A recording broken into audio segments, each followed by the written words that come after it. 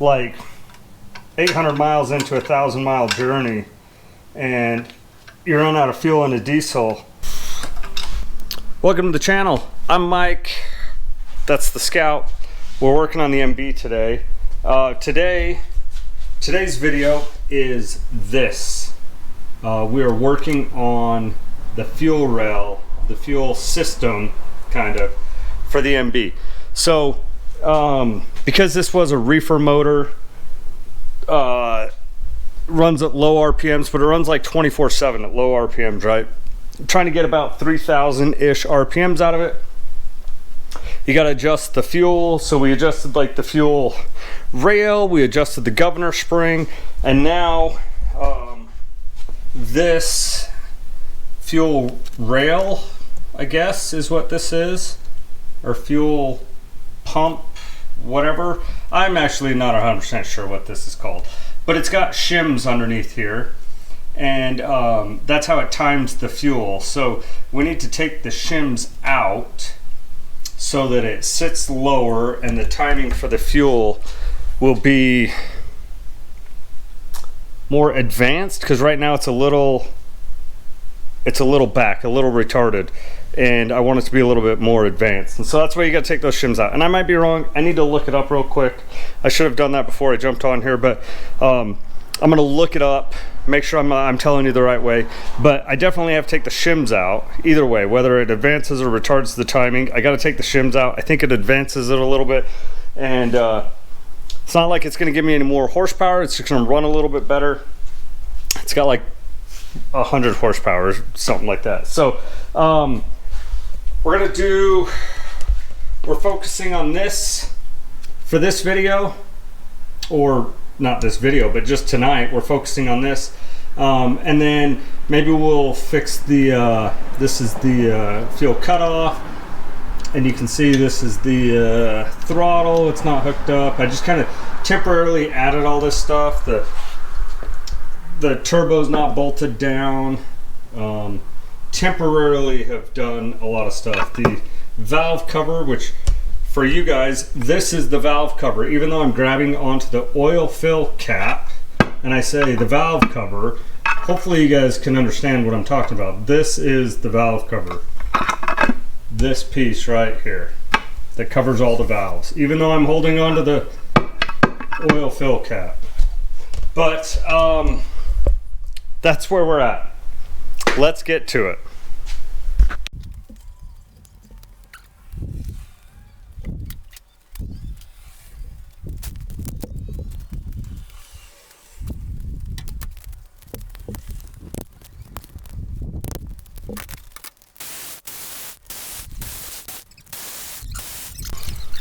All right, so we got this out, and you can see it was a lot harder than it should have been, because I forgot to put this return spring out, and it kind of bent a little bit, but I got it bent back straight, and it works just fine.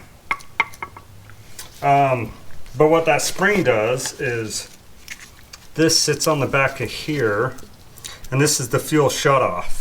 So as I pull this lever, this pushes a little rod in, which pushes against this, and then this pushes it back. So you can see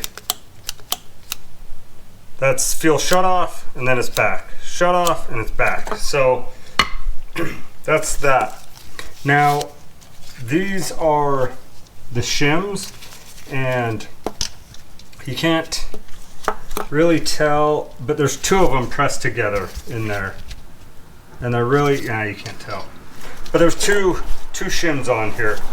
So I am just going to kind of wipe this up a little bit, wipe this back up, put this on, put the little spring back in, and then we'll be good.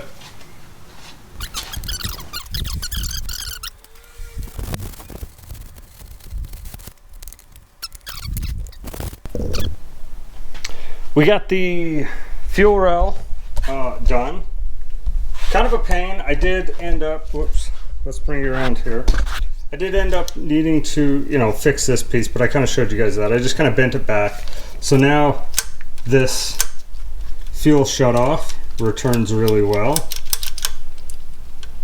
You can feel, so it has about that much play, and then it hits, and then it goes and comes right back. So that works. I think what we're gonna do now is we're just gonna work on this side of the engine. I'm gonna put the starter in down there, and then I'll put the intake manifold on and the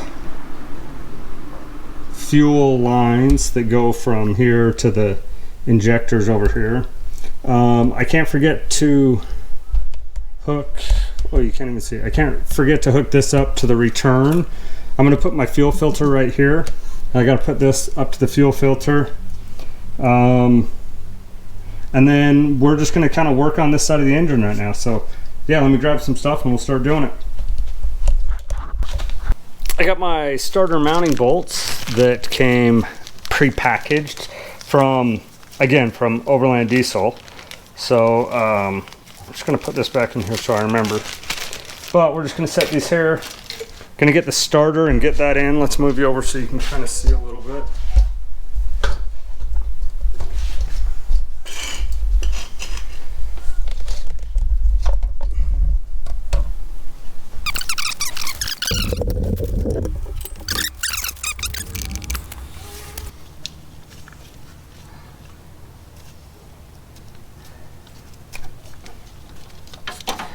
Perfect, so that works. So the main power, the battery, is gonna connect here. And then this is my starter wire from the old starter, and it plugs in. It doesn't snap in like it should, but it clips on there, so that's good. Now, I do need to adjust the valves on it. But I think I need to, actually I don't think I need to. Let's see. If this goes on here.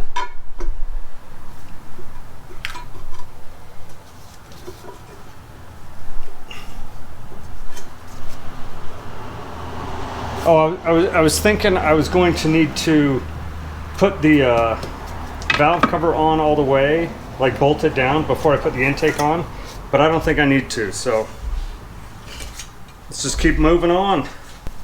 All right, so I just took a file and just kind of knocked that down so that it's so that now the wrench can fit on it any place. So you don't want to do these fuel lines too tight, because if you're ever like 800 miles into a 1,000-mile journey and you run out of fuel in a diesel, you have to crack the lines to get the fuel up to the injectors, because diesel doesn't like air in the lines.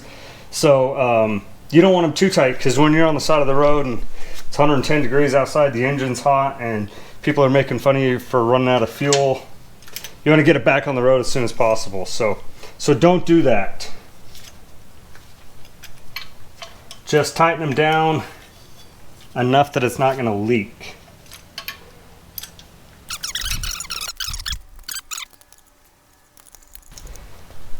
Okay, we got the intake on and it's solid.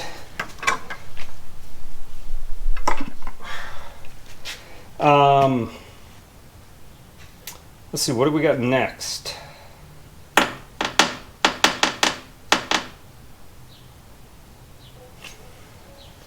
I could put this back on, kind of finalize that.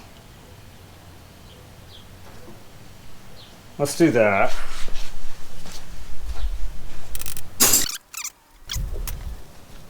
So now watch this when I move the fuel shut off.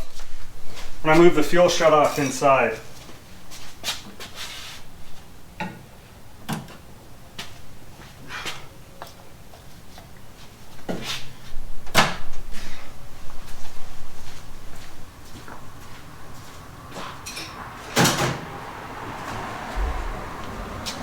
Perfect.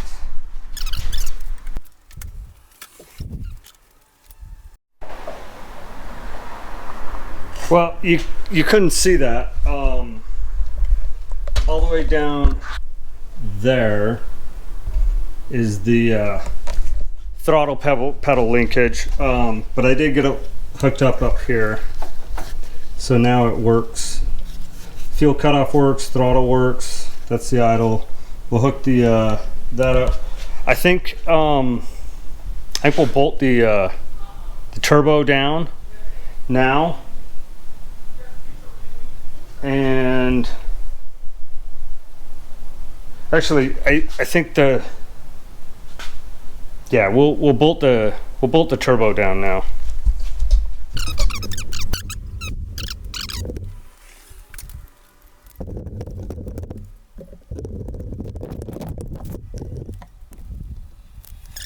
All right, now let's hook up our temperature sender. Another thing we need to do is hook up our oil pressure line, because I have a mechanical oil pressure gauge, and I'm going to use the same mechanical gauge, but I had to buy an adapter. Had to buy this adapter. It is, well, it doesn't really help. I could show you what it is, but it doesn't really help. But it basically, it goes from like British pipe thread or metric pipe thread to 1/8 inch pipe thread. So my new oil pressure line should be able to go into this. And then this is my turbo drain. It should thread into here too. And I just lost the washer off this, so I gotta find that.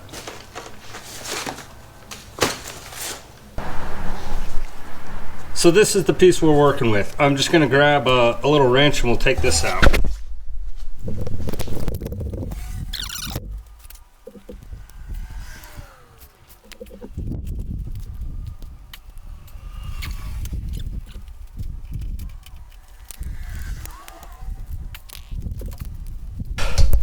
I had to pause you guys just for a sec so I could get a little bit more aggressive with this, but we're back at it. You can see I welded it. Ooh, I'm not gonna touch it. I welded a nut on there, and I ripped my glove. Still on the lookout for some new gloves. Oh man.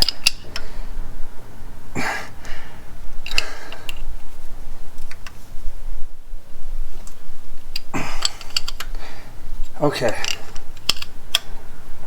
I think we got it.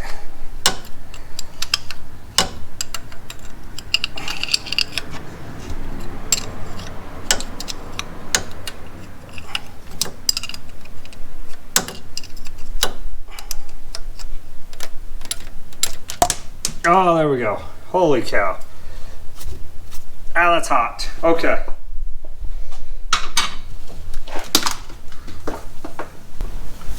Because I got another adapter too, I thought I bought. Okay, so this is the adapter. This is regular 1/8 inch thread, and you can see, I mean, it's really close. It almost threads in, just not very well.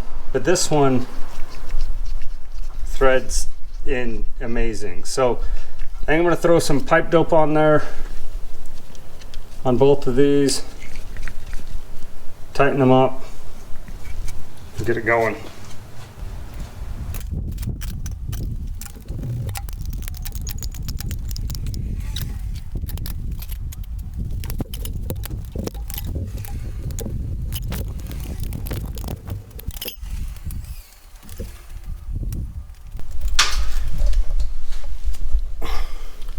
Well, we got the oil pressure sender connected and hooked up. Now we're just going to connect the turbo drain plug, and not the turbo drain, the turbo feed. It's pressurized oil.